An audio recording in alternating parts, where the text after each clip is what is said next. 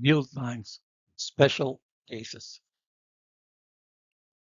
This video will deal with circular slabs on 4-point supports. Consider a circular slab on 4-point supports loaded by uniform distributed load Q, and the radius of the slab is R. We will first look up the yield lines. So the axis of rotation is goes through the point support.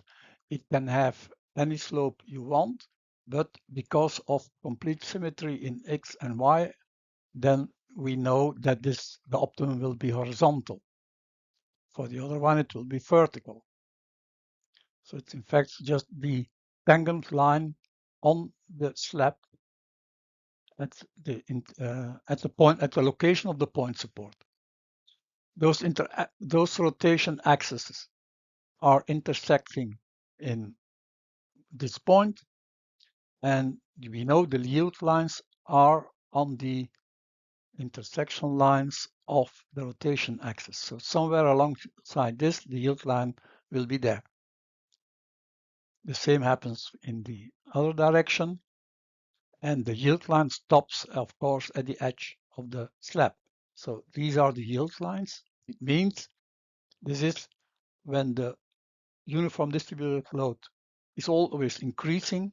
At the end, you will have a crack pattern which looks like this, more or less, and it creates a mechanism of rotation around the rotation axis. Because of symmetry, no optimization is needed. So we can calculate now the work done by the external forces, which is of course Q pi r squared, which is the total load on the slab, multiplied by the mean deflection of the slab. So knowing that there in the middle, in the center of the slab, the deflection is delta, and this portion of the slab, when it's rotating around this axis, what is the mean deflection? Stating that the deflection here is delta, and here in this point, it is 0. In this point, it's not 0, but only in this point it's 0. So it's a little bit complicated. It's between the mean value of a square, which is 1.5, and the mean value of a triangle, which is 1/3. So our answer must be between those two. Now let's go on by calculating the virtual work done by the internal forces. It is the plastic bending moment M alongside the yield lines, multiplied by the projection of the yield lines to the axis of rotation. So we have seen, for instance, for this, you will see the projection of those yield lines to the axis of rotation. It's about the distance square root of 2 times r, and we got that 4 times, 1, 2, 3, 4. So it's 4 times square root 2 multiplied by r, and the angle of rotation is, of course, delta 0, which is I mean by delta 0, divided by r, which is the largest distance, or which is the distance to the point where deflection is 0. When E is equal to D, we can calculate M, and M is then equal to this expression. You see, you have delta 0 in the middle, and delta M, which we still don't know, is the mean deflection of this portion of the slab. Now let's try to calculate delta M by means of integration. Normally should that always do by means of integration, but some cases are much easier. But this one, it's not an easy case. So we will do it by integration. This is the coordinate system, y, x, and the expression for the semicircle is equal to y is the square root of r squared minus x squared, and on the negative side of the y-axis, it is minus, of course. Then we got this is the slab under consideration. This is the equation y is minus x, and this is the equation of this yield line.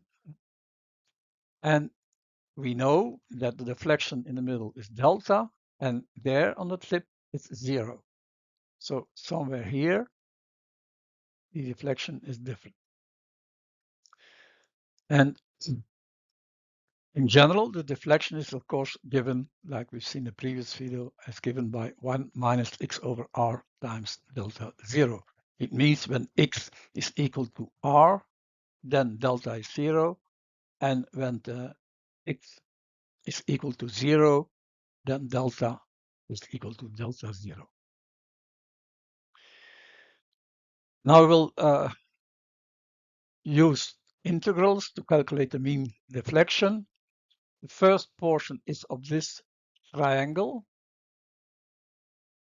So it means we take the integral of delta, this delta, the deflection, over dy, and y is going from minus x to plus x, so in this direction.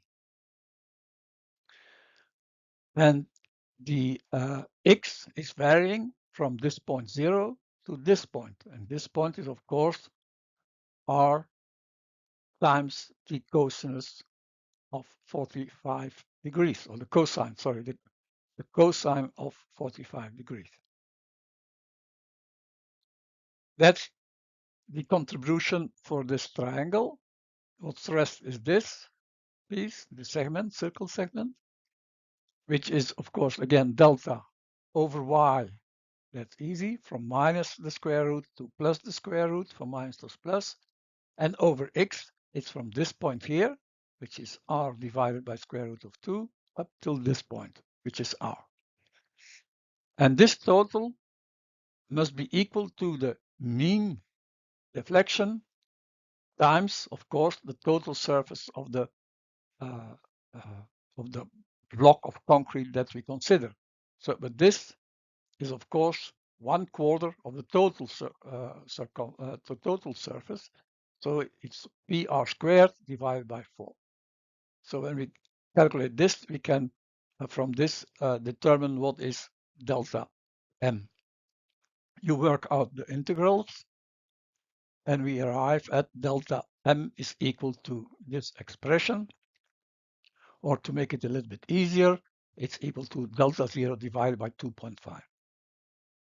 So this is a value which lies between 1/3 for triangle and 1 divided by 2 for a rectangle. So this is in between it. So that's something we expect. So it looks like this is okay.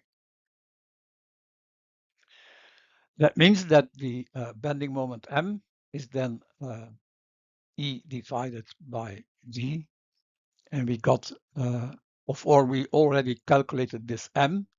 With delta M, we can substitute delta M in it, and we got this equation now. So which is the maximum bending moment is then the total load, in fact. This is the total load divided by 14.14. That is for a uniform distributed load. Now let's consider a point load, a slab, a circular slab on 4-point supports and loaded with a point load. We use the same method as in the previous slides, so it means that the axis of rotation are indicated here in red, and the yield lines are exactly the same. But now E is very simple.